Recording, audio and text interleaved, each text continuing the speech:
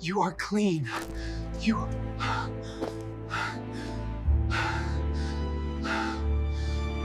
Imagine being a leper. You can't feel, your body is white, people don't like coming close to you because it's contagious. Well, that's a very special situation. And in the Old Testament, they actually had laws that they had to guide concerning all that. For example, they are not allowed to be among where the people are. They can't just touch anything unless it's going to be unclean. And a lot of that. They even had laws that they were supposed to use even for when a leper gets cleansed. Fun fact, it was never used for over 8,500 years. Up until Jesus came, cleansed the leopard, told him to show himself to the priest, and then I'm very sure with the look on their face, they were like, I'm sorry, this has never happened before. Who is this person? And then the good news is Christ has been proclaimed. But let's talk about the lepers, the significance of them. I think it's actually a very symbolic one because just like us, those that who the lepers are, they are not clean. You can't touch them unless you yourself will be clean.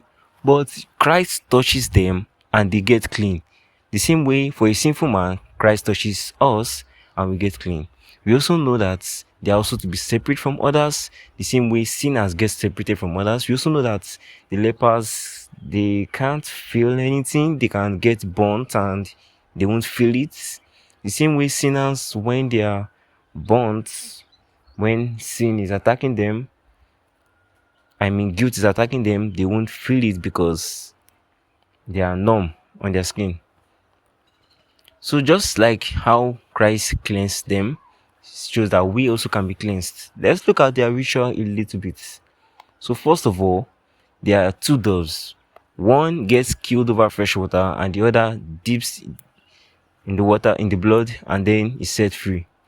So that shows us in a way the substitution. A leper is literally walking dead. But in this particular situation, it is symbolic that the bird is dying You are in clean. the place of the You. leopard, and the other one touches the blood and is set free, which is actually a shadow of what Christ came to do. Even though the law was never really used for over that to 1,500 years, Naaman was clean, is not a Jew. Miriam was clean, that was after Moses' prayer. Those were exceptions. But this particular law, I'm sure it must have been used for the first time in Jesus' coming to be abolished forever for our sakes.